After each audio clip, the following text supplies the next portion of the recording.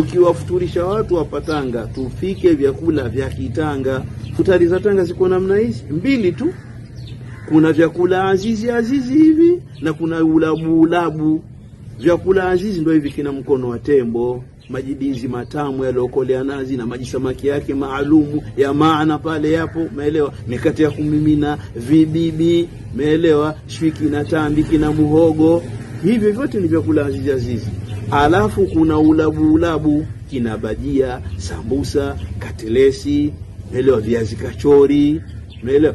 Shawarma ziko pale, urojo ule mixi ipo pale, ulabu nao pia ni naftari. Vipatikane vitu hivi jamani.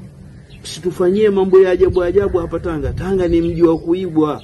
Kwa inshallah Mwenyezi Mungu aibariki Tanga yetu, ainawilishe Tanga yetu, lakini mnaofuturisha vitu vyetu sisi vimegawika sehemu mbili, mvijue. Inshallah Mungu awezeshe mnaofuturisha mtufanyie mipango yetu hiyo, tupate ile asili yetu, tupate ile dadha yetu ya Kitanga. Ya Rabbi, Tanga munawwan, Tanga munawwar, Tanga munaam, Tanga mubarak ila yaumiddin, walhamdulillahi rabbil alamin.